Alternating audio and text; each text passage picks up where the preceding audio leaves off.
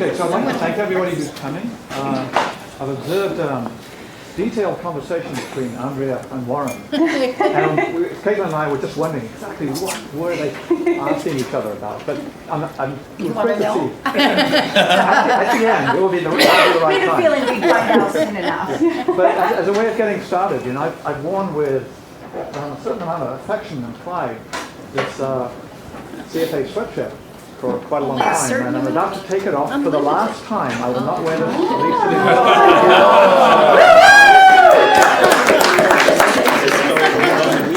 I have the new style. That's got a label on it, but that's okay. Did you pay for that? So, moving on with the times.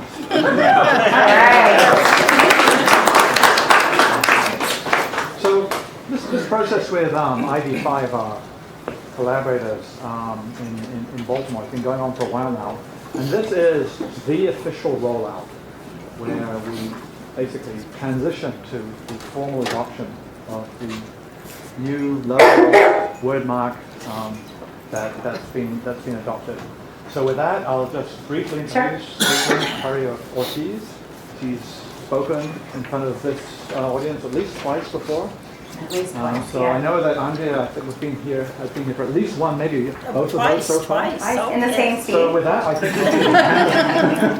so we're looking forward to the question session. Okay. Yes, exactly. All right, awesome. This is a little loud. I hope I'm going to try not to get too loud here. But I'm assuming everybody can hear me just fine. So thanks for having me back. I'm Caitlin. I'm with ID5.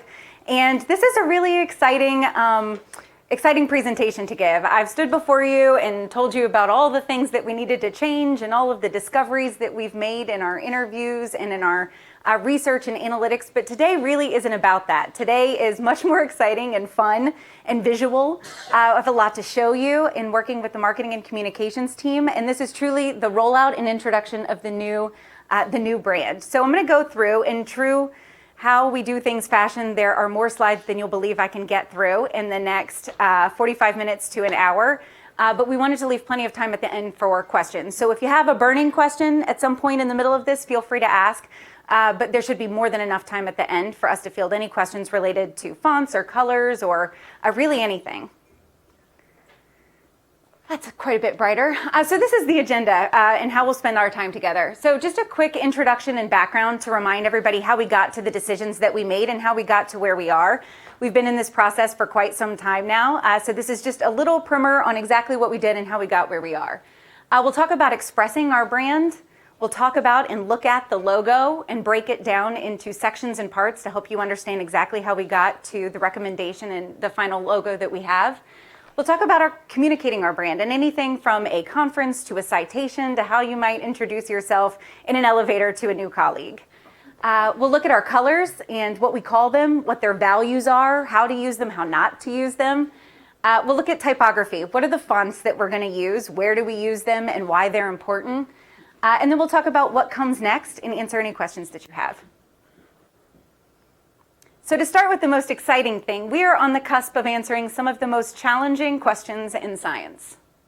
This is an exciting time for astronomers and for astrophysicists, and it's a time of investment and expansion for the fields of astronomy and astrophysics. And a time for our organization to define who are we.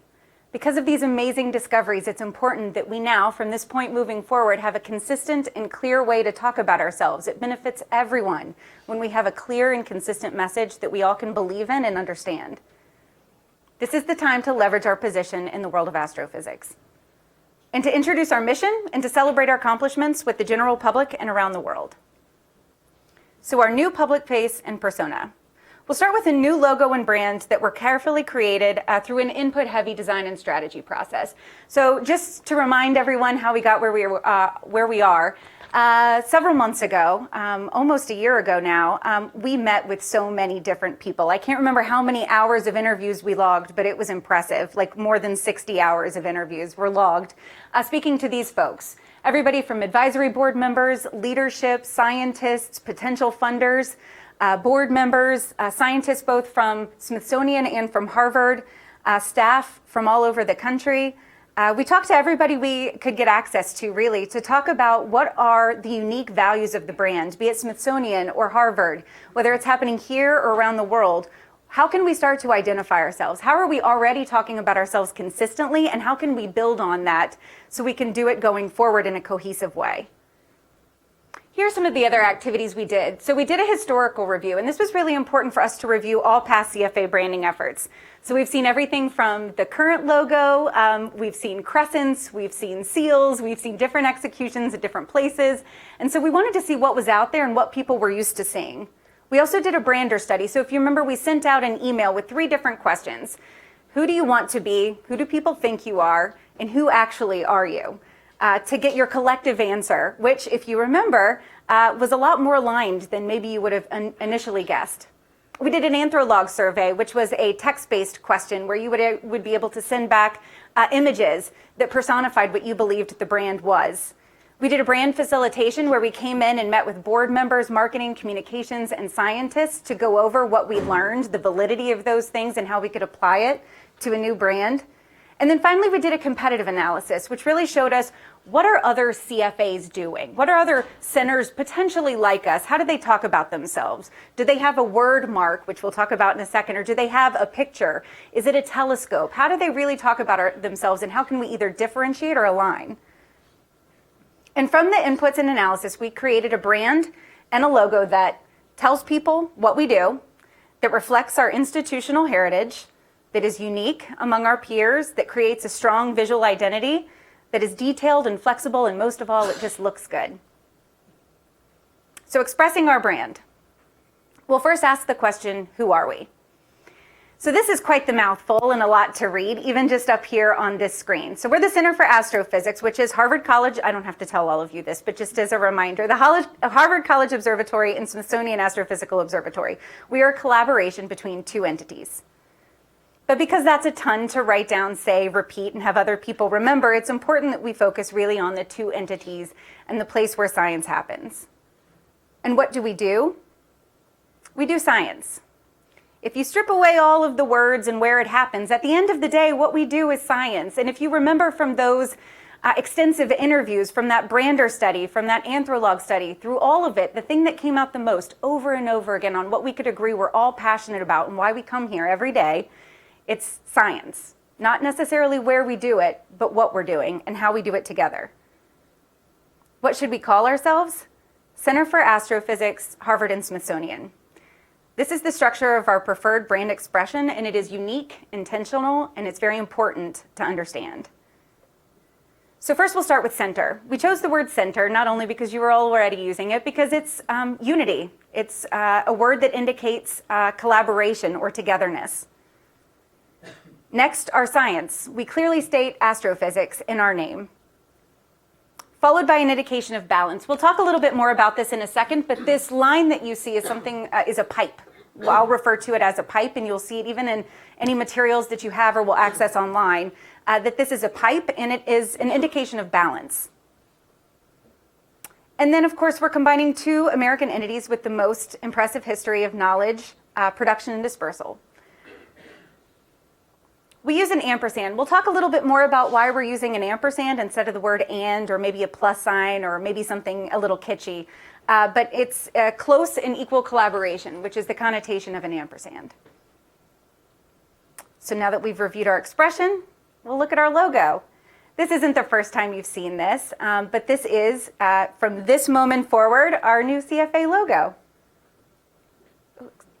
So this is a word mark. We talked a lot when I came in a few months ago. We even looked at different word marks, at different logos. We talked about the potential of things like a bug or a mark, which is a picture, like a telescope maybe to represent the CFA, and none of that seemed to make sense.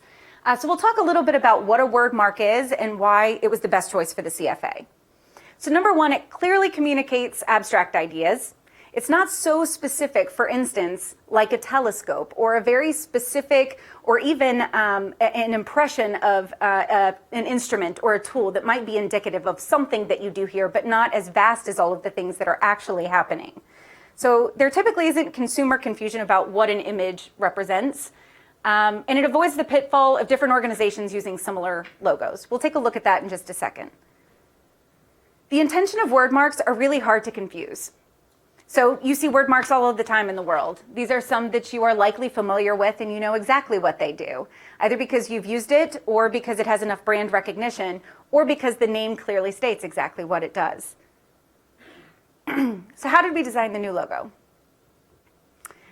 Center for Astrophysics is clearer than CFA. You may be familiar with some other CFA acronyms that potentially have a little more brand recognition with the general public, such as Chick-fil-A. Charles's favorite, the Cat Fanciers Association, which of course is always number one somehow with search engine optimization if you type in CFA, and then Chartered Financial Analysts. So because CFA could literally, if you don't have context, mean potentially anything to whoever already has an idea about what CFA means, it's important that we start with Center for Astrophysics. By highlighting astrophysics, we're clearly stating that the CFA is, first and foremost, committed to the discipline of astrophysics. The Harvard and Smithsonian names lend credibility and brand recognition to the logo and reflect the institutional heritage. And then the ampersand. We did some research to determine, do we use an and, do we use a plus sign? The plus sign is hard because it has a connotation of one can't do something without the other, or one could exist without the other, and that's simply not the case. And is longer to write, and we already had quite a few words. And the ampersand we know to be something that people end up using in shorthand anyways. It's easier in citations and many other references to simply write an and. So for that reason, we chose an ampersand. It also provides brevity. It's easier. The logo sans serif type projects a sophistication that is equal to the CFA's status as an internationally respected institution. Some organizations in the field use space symbol logos. We'll look at some other even centers for astrophysics in just a second, but it often looks cliche and quite a bit dated. They don't get updated very often with newer technology or newer looking imagery. So we felt that a word mark collectively was the right choice for the CFA, and it leaves no doubt about what we do. So here are some of those. You can see how some different representations or pictures, those are called marks, or in advertising we call them bugs, which makes no sense because they're not bugs. But you're kind of stuck with it, and it can be incredibly limiting. They're usually offered at random sizes, so it can get pixelated and muddy looking, and then you really don't know what you're looking at. So this is how our logo looks, our word mark looks in a field of other logos for CFAs. Another thing that we learned, especially just coming off of the research at the Smithsonian, that symbolic logos don't actually always enjoy a ton of recognition. With Smithsonian, their research about a year ago, only 3% of people were able to see the sun insignia and immediately identified as Smithsonian, whereas the name Smithsonian had far more recognition. So this is a common thing in marketing and something that is shifting really to moving towards word marks. The colors were inspired by space imagery and also give a nod to the Harvard and Smithsonian collaboration. So you can see in our gradient, which we'll talk about in just a few moments, how we could draw inspiration from some of these images and how we chose the colors that we did for the CFA logo. The CFA gradient also visually communicates the two most important aspects of the brand. Number one, collaboration. Like the organization itself, the CFA gradient is comprised of two colors blending together equally. Picking up notes of things, right, exactly. The left to right transition from a lighter color to a darker color represents the expansion of knowledge deeper into the unknown. So now that we are replacing all previous logos with this new logo, it's probably really important to show you how we actually use it. From this moment moving forward, we will be using the new CFA logo. And from this point in the presentation on, it's important for you all to see exactly how it gets used, some different executions, and hopefully to answer any of your questions about what happens if I put it on a shirt, or what happens if I need to use it in a presentation, or how do I talk about these things. So hopefully this answers your questions. At the end, I'll also show you, and we will be sending out an email from Charles that includes a URL for you to download and see a one-sheeter, some additional information about how to access fonts, things like that. So using our new logo. It's flexible, and it's flexible in these ways.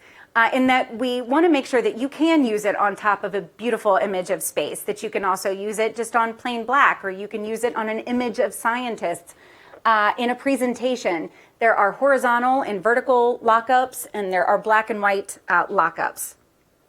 So here's a horizontal and stacked version. You can imagine on certain websites or on different papers, or if you know your logo, our logo for the CFA is going to exist with other logos, you begin to see how it makes sense to use a stacked version over a horizontal execution to not take up as much space.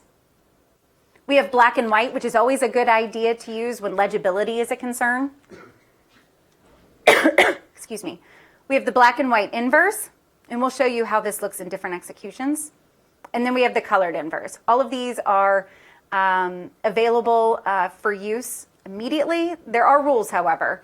So this is one, and one that we wanted to show you how generally awful this looks and actually happens all the time when we see it out in the wild with different logos and even different clients that ID5 has, where if we don't tell people how much white space is necessary, we find that logos start creeping closer and closer together, especially for papers or presentations where you're down there with like the NSF or NASA or various logos. It becomes what we call logo soup, and the identities of any of the logos become unclear. So you want to have enough white space surrounding the logo with text not being too close, other logos. It's important not to crowd the space. So here are some example uses.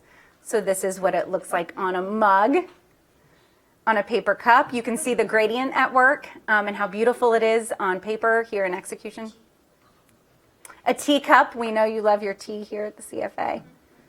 On a t-shirt, so what you should be noticing in these and how it looks on white, how it looks on black, how it looks with the gradient when it's not actually in the logo, for instance here, but a part of the object that it's on. So here are some of the different, all of these, you'll remember these from several months ago. And then of course, business cards. We are working together with Charlie in marketing and communications to update the signage with the new logo so that that's consistent with what they'll see inside of the building or on your business cards. So this is how it looks, but how do we talk about ourselves?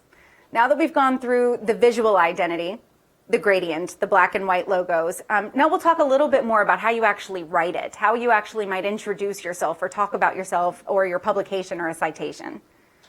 So communicating our brand. We'll start with the full name versus abbreviations, and this is important.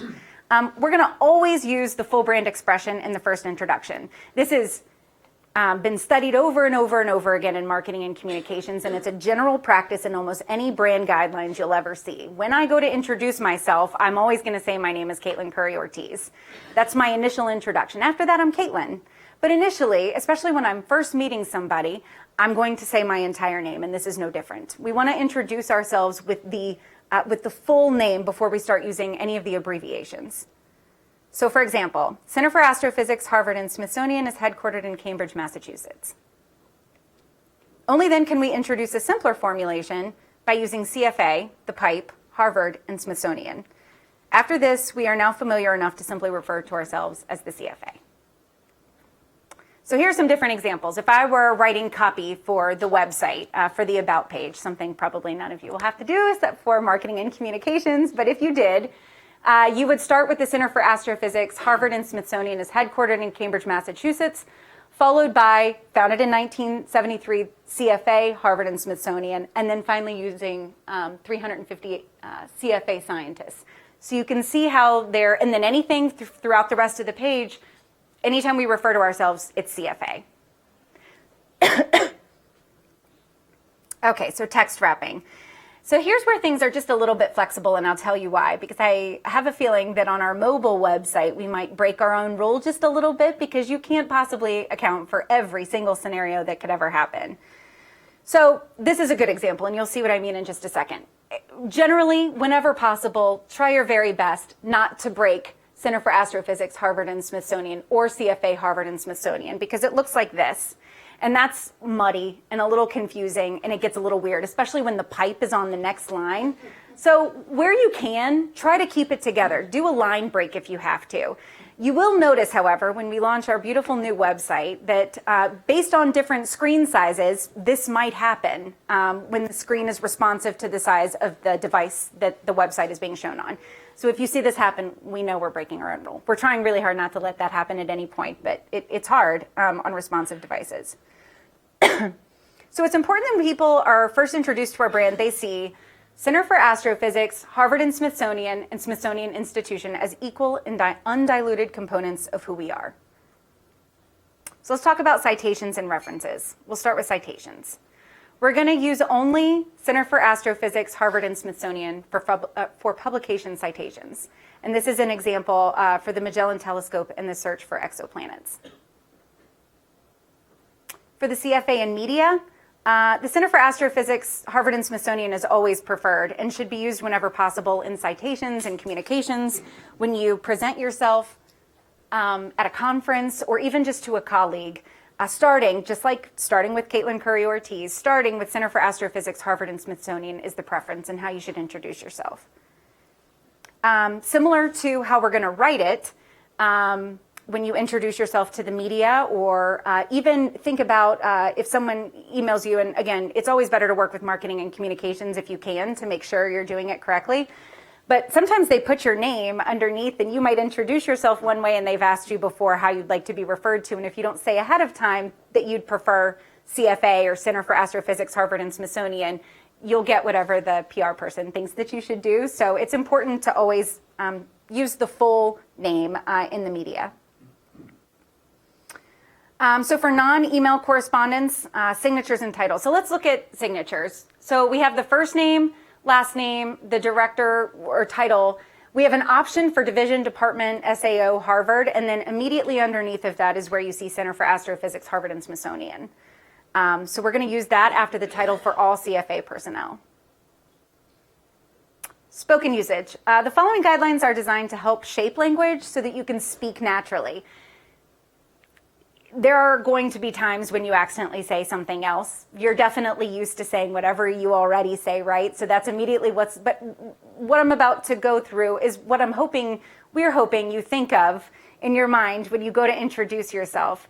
And it's important because if someone meets 5 of you at a cocktail party or at a conference or anywhere and you all say that you're with somebody different, no one will realize that all of this amazing work is happening at the Center for Astrophysics. So this is a way to talk about ourselves that really provides credibility and reputation for the center. So how do you pronounce the pipe or the and? The pipe really is a pause. It's like a comma. Center for Astrophysics, Harvard and Smithsonian. It's a natural pause, just like a comma. Speaking in abbreviations, the full name must be used in the first spoken instance. So same thing with writing, same thing with speaking in the media. We're always going to start with Center for Astrophysics, Harvard and Smithsonian. And after that, we can be a little more familiar and start using abbreviations. Again, later instances can use the abbreviation. So here's an interesting thing. We know from our brand research and when we did that brander email that we sent out that one of the number one words that came back, I think there were like 3 that were the top 3 words. One of them was collaboration. And so it's something that you all are saying about this unique partnership over and over again. And we think that's great. And it's completely fine to use it in spoken language, to say something like a Harvard and Smithsonian collaboration, but that's not something that we would ever write down in an email, in a letter, online. It's really something that's reserved for natural conversation or a way to talk about the partnership. So above all, our goals when speaking about the CFA are to highlight our brand's focus on astrophysics and to connect back to our institutional heritage as a collaboration between Harvard and Smithsonian. Those are the 2 most important points when you're speaking about your position or the work that you're doing at the CFA. So we can go back to the fun color stuff and the visual identity, because I know that's more fun to look at on screen. These are our colors, and to be clear, these colors look really not a lot like up on this gigantic screen with the brightness up here as they do on materials that are printed or even online. But these are our primary colors that we use. CFA red, CFA violet, and CFA dark blue. We actually put different color values here. If you're familiar enough to know what these are and what they mean, then you'll probably know how to use them. Many people don't. They're for different, whether or not you're printing something or it's digital, there are different codes that you can use to get the true and correct color value. which is actually really important.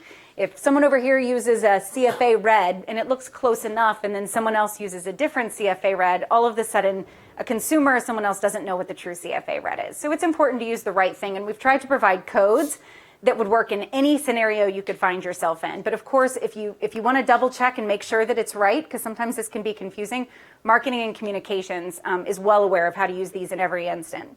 We also have the CFA gradient, which is the CFA red to violet. We have some secondary colors that are supplements to our core colors. So we're taking that CFA violet and the black and just adding or taking away opacity based on the design scenario, the situation, legibility, things like that. We also have a secondary gradient, which is really just the dark blue over to the black. So the gradient is really the core visual representation of the brand. It represents the breadth of science at the CFA, and it's used to highlight the very best of what we do. So here are some examples of how we'll use our colors. This is a great execution of the gradient and how you can see the pipe and other elements being used over again in different executions and design elements. So this is an example of the business cards and how we'll use the gradient and the knockout white logo on top of that gradient. I love these bags. These are again using the gradient and then also using that white logo when there's a dark background or anything with a lot of visual interest happening. It's better to not use the gradient, for instance. And here's what a poster would look like. Right, it's actually not right outside. This looks like a street just down the road, but. So there is a one-pager. If you've had a bunch of questions or you're wondering, I'd love to start using this right away, and I want to know exactly how, or I have questions, after this. There's a one-pager that really outlines all of the core values, the colors, the typography, which we'll talk about in a second. It really outlines exactly how to use the brand in everyday use, from how you talk about it to how you use it in design. But if you have any questions, there is a very comprehensive brand guidelines document that outlines literally every scenario you could think of and how to use the brand. And marketing and communications has that. So typography. Typography are different fonts. It's a fancy way to say different fonts that we use. We use different typefaces to give voice to our brand. You might remember when I was here the very first time and I presented some different designs and talked about visual hierarchy. I don't know if you remember that, but it was in a conversation about how much text was on a page and how your eye didn't know where to look because everything was really sort of the same size or didn't vary the kind of fonts that were used, and how a user might just be overwhelmed and not want to look at it at all. In marketing and advertising and design and user experience, typography is a great way to tell a user or a reader to stay engaged and to go through the content how we're telling them to based on the type we use. So from this point forward, these are our fonts. These are the fonts that we want you to use in everything from writing a letter to an email, and the native fonts that you're going to use in email to a presentation. If you're going to use a font, it should be one of these three. The good news is, while the top two, and we're working on getting it access for everybody and having those downloaded, Cambria and Calibri are available all over the place everywhere that you would need a font. So start there. If you're going to write an email, you can go back right now and change your native font when you go to start emails to always be one of these. So these are our two typefaces moving forward, and Roboto and Charis are additional typefaces that we can use depending on the scenario. Excuse me. So I was just talking about visual hierarchy, and you can immediately start saying how this comes into play when you use font. Very clearly, you read the first section, the next section in bold, and then there's copy, and your eye is drawn to this quote here because of not only its placement, but its different size, weight, and type of font that we're using. You can begin to see why it's important to have several different kinds of fonts rather than just one that we use either bold or bigger. So what comes next? After all of this information that I've given you and that we've come back to present to you over and over again throughout the past year or so, we're finally ready to use the new brand, the type, the colors, the logo to talk about ourselves differently. So we'll be distributing one-page brand reference guides today, and then also it will be emailed with a link from Charles. You can look for merchandise with our new logo, which is available through the social rec and also on the Land's End store. And marketing and communication staff will be receiving full brand guides. So again, this is like more than 100 pages of content related to how we can communicate about ourselves consistently and clearly. So truly, if you have any question about, do I use this logo, or what about this font, or can I create a new logo, which the answer would likely be probably not, because we're going to use this logo. If you have a question about anything at all, marketing and communications is the place to contact, and they're excited to help and to make sure that you have everything that you need to move forward. There are new letterhead, business cards, PowerPoint templates, email templates. We have a latex template, and that's all available through the CFA brand portal. So this is the URL, but again, Charles will send an email out today with clickable links that you can use and immediately start using it. And finally, and I think really exciting, some new exterior signage and lobby designs. Actually, I have a team here now who has gone through the building with a camera and measuring tape to make sure that we are making sure we have enough outlets if we do screens or whatever we use to execute against this new logo in actual interior space. So look for that in spring 2019. But most of all of this work was done because it is an exciting time. New discoveries are happening, and it's time to really start talking about ourselves and communicating in a cohesive way. So this is yours to have and to use and to be excited about. Important to note, if you're working on a project, creating new materials, anything at all, contact marketing and communications and they'll help you. I believe these links are the ones that will immediately be sent out right after this presentation. So you can use the new brand. You can update your email signature. This is a really easy and nice way to immediately start communicating cohesively. How nice would it be if somebody outside of the CFA got an email from several of you and you all had the new signature? You can personalize and print your door placard. Those need updating for sure. Download and install your new fonts. You can test out the new presentation template, the letterhead templates. You can order new business cards, purchase a t-shirt, and then check out other merchandise on Land's End. Thank you. It's time for questions.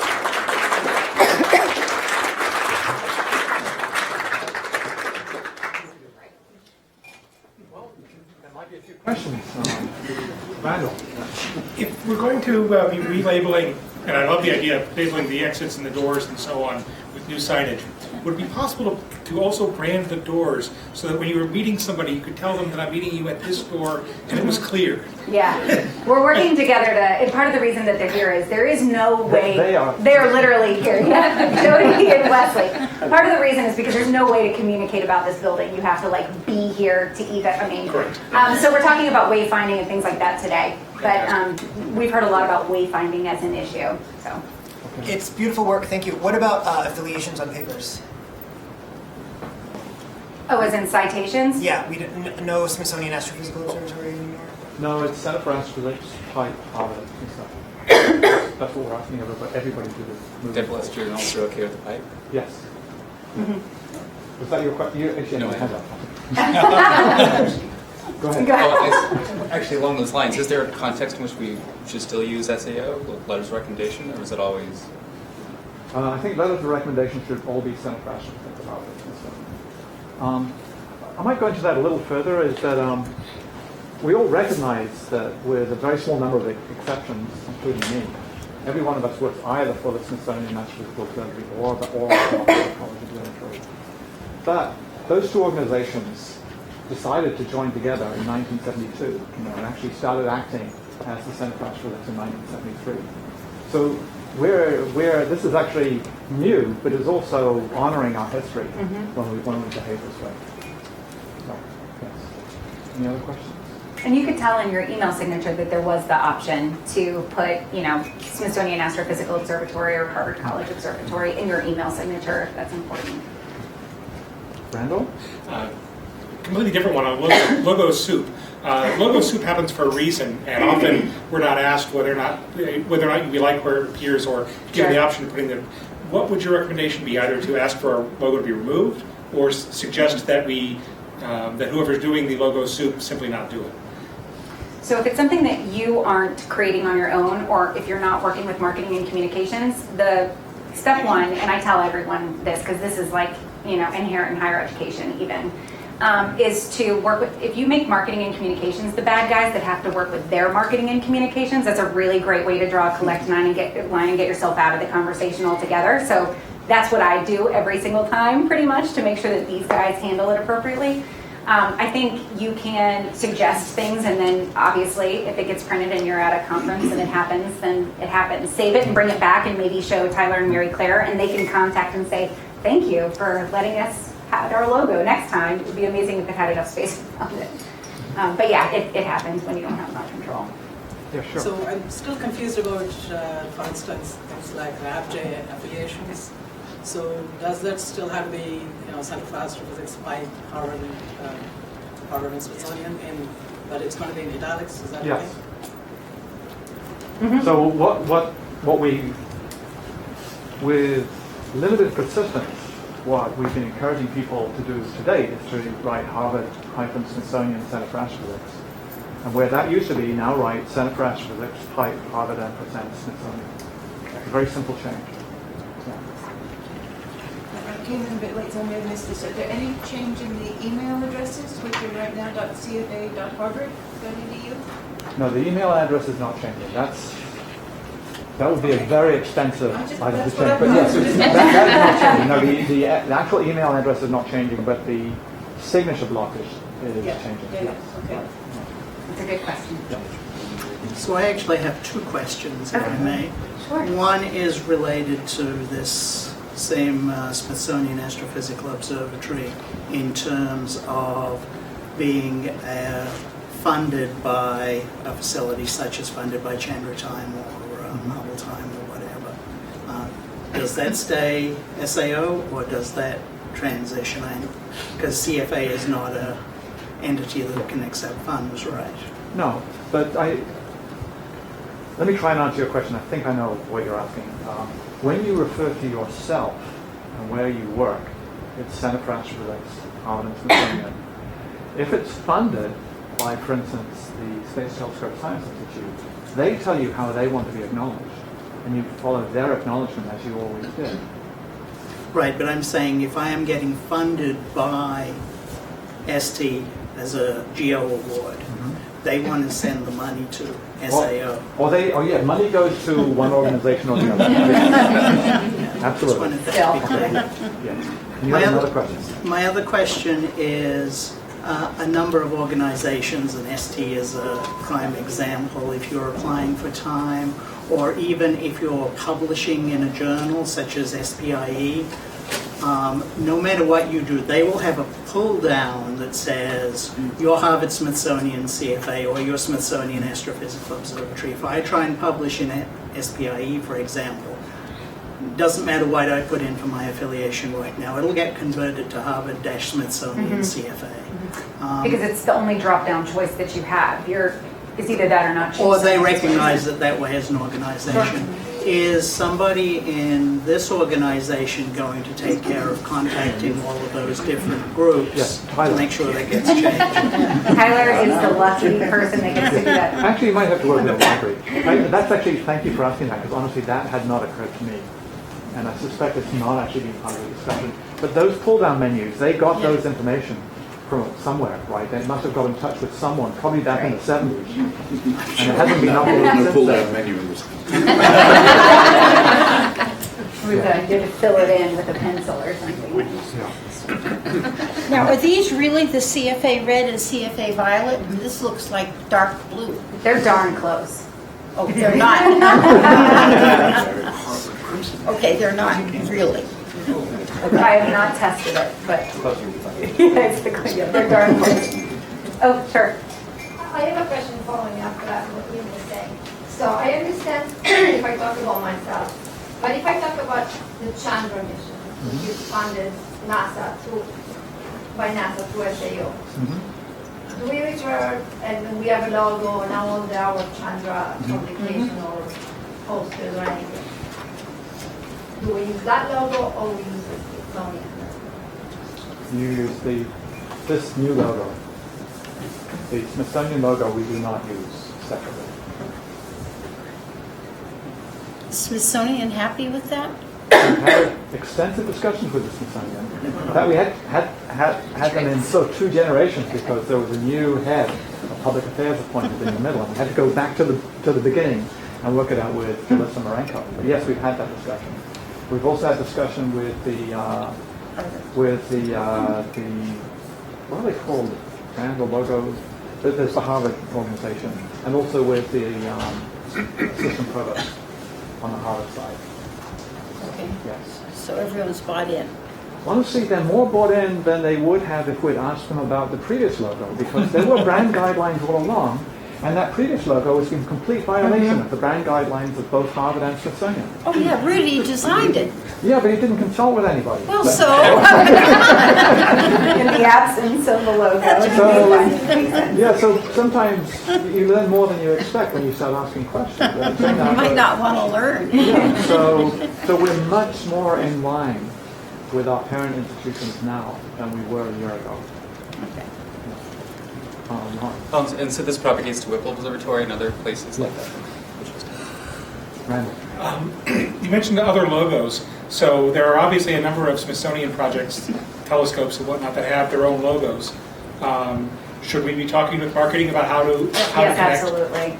Yeah, so those larger brand guidelines actually have really specific ways to work with other logos. Even if your logo needs to appear, for instance, with a funder that has to have the logo somewhere. I mean, there are really specific guidelines. So if ever there's a question, they have an answer to the scenario, or they'll come up with one that makes sense. If for some reason there's one that we have not crossed, though we have crossed many scenarios. Actually, I think there was a mine that you managed to step around there. Yeah. Stepping onto it.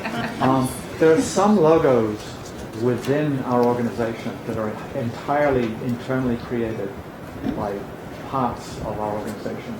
And I'd say the poster child for that is the submillimeter array, which actually has a rather nicely, elegantly designed little logo. One of my pleasant duties is to seriously discourage further use of these. They were created often thoughtfully and with good intentions, but they actually muddy the story. So if we went with, henceforth we'd write submillimeter array out. So if you talk in the radio world about submillimeter array, everybody knows what you're talking about. It's the same thing. The words actually have much more resonance than the logos. The logos subtract more than they add when they're just like we talked about the word market. Oh, no, see, you've ruined standard logos. That's right. You're calling them bugs. Any other questions? Oh, sure. Oh, sorry. Go ahead. 508 compliance, is this readable? This has been tested, and the reason that there are many different Actually, could you explain the question? it's just making sure that it's legible, no matter who you are or the level of vision that you have, no matter where you're trying to view it. So like a screen reader or other things too. Or if you're colorblind, it's all been tested. But I will say, if you put and this is why there are guidelines, honestly, it's not just because it's good for consistency, but it's also the right thing to do. It's important not to put the gradient on a super dark background, and there are guidelines for this because you're not going to be able to see that transition, and you're not going to have the same experience as somebody with full vision. So there are guidelines around that, and if you ever have a question about it, the new website is also designed with screen readers in mind to make sure that anybody could experience the website. But if you have any questions about that ever, it's important to talk to Tyler and Mary Claire because they are good at knowing what works and what's compliant and what doesn't. It's also illegal to not be 508 compliant, so you better be tested. It's a good question. Yeah, one question regarding these colors. Marketing is very much about colors and what kind of mood they get you into. So what kind of do people get angry when they see the colors? I don't know what the background is. No, actually, it's a good question. So I could probably have 30 to 40 slides just on how we chose the color. They're both historical colors. They both honor and take part in the brand guidelines of both Smithsonian and of Harvard, between red and blue. They are sophisticated, they're used for royalty and heritage and credibility and reputation, and they are compliant, they're easy to add contrast. And so for many of those reasons, that's why we chose these colors. We also know that blue inspires people to do something and red inspires people to pay attention. I'm a marketing person who likes to move colors, so I can talk about this for a long time, but I'll stop there. I'm getting a little geeky about it, but blue and red were chosen very intentionally for those reasons. Tony? So presumably we should be using these particular fonts in our view graphs, which is what we seem to spend most of our time actually looking at nowadays. Do we have to go back to all of our PowerPoint presentations and change all of So the good news is there's a new PowerPoint template that is ready to use immediately. So, you know, it is better to use, and we would prefer and really ask you to use the new template. And we created it so that you don't have to. The hope and dream is that it's there and ready to use. But well, what Tony's actually referring to is that Tony, like many of us, has probably hundreds of slides of various things. Are we asking Tony and everybody else in this room to go back over those hundreds of slides? I see. And I think, honestly, none of us want to become font police. But moving forward, right, and certainly for title slides, you know, the slides which identify that you're from the Center for Astrophysics, you've probably got something that says that already. We do. You know, update that, you know, but most of us probably shouldn't be giving slides that are more than 2 or 3 years old, so over a time period of that, we should be able to transition gracefully. Yeah. I think there might have been another hand going up. Oh, Joe. Are we going to actually go through a trademarking process with this trademark, or? Potentially. It's something that we can talk about now that we've sort of ruled everything out. Can we download a font on the CFA Gmail that we use? I thought it's just small, bigger and bigger and bigger and bold. You can. Cambria and Calibri are in any email, we call it an email client, but whether it's like Gmail or Yahoo or Outlook or Apple Mail, all of those have both. We don't use Apple Mail or Outlook. Gmail has it. We use Gmail. Okay, yes. Gmail has it. Okay, so it's already there. Mm-hmm. All right. My company actually uses Gmail too, and in it we use Calibri. I didn't know that either. I didn't know that. I've learned much more about fonts than I ever expected. Yeah. It's actually really easy to do, and then it's like a one-time thing, you know. Okay. Good questions. Well, yes, please. Just about the font, I know that in our group we often have to give a web link for an external site that we ask people to go to and take a test or whatever.